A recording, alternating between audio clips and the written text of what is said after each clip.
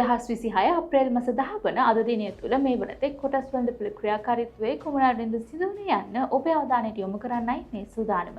අද දිනේ කොටස් වළඳපොළෙහි ධනාත්මක වර්ධනයක් වාර්තා වේ. මේ වනතෙක් සමස්ත මිල දර්ශකයේහි ක්‍රියාකාරීත්වය පිළිබඳව අවධානය යොමු කරන විට එය උදෑසන පටන්ම ධනාත්මක වර්ධනයක් පෙන්නුම් කරනු ලැබුවා. මේ වන විට 101.42ක ධනාත්මක වර්ධනයක් වාර්තා කරනු ලබන අතර ඒකක ලෙස ඒකක 309.37ක ඉහළ යාමකි.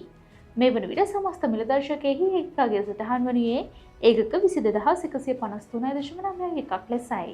එමෙන්ම තෝරාගත් සමාගම් නියෝජනය කරන S&P SL20 මිල දර්ශකයේහි ක්‍රියාකාරීත්වය පිළිබඳව අවධානය යොමු කරන විට එය දුරදර්ශන පටන්ම ධනාත්මක වර්ධනයක් පෙන්නුම් කරනු ලබනවා.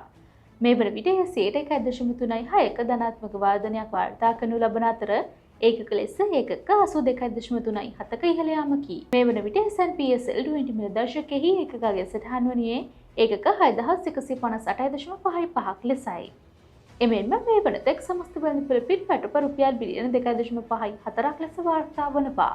මේ වනතෙක් ප්‍රදේශාත්මකව ඉහළ මිල වර්ධනයක් වාර්තා කළ කොටස් පිළිවෙලින් ඉන්ඩස්ට්‍රියල් ඇස්ෆෝල්ට් සිලෝන්, සෙරටි ප්ලෑන්, Hunter and company, Singer finance Lanka සහ කප්රික හෝල්ඩින්ග්ස් ලෙස වාර්තා වනවා. එමෙන්ම මේ වනතෙක් ප්‍රදේශාත්මකව වැඩිම මිල පහළ යාමක් වාර්තා කළ කොටස් පිළිවෙලින් සිලෝන් ලෑන්ඩ් ඇන්ඩ් ඉක්විටි, ඔනරි holdings, office equipment, Maskeliya plantation සහ සෙලින්කෝ හෝල්ඩින්ග්ස් ලෙස වාර්තා වනවා.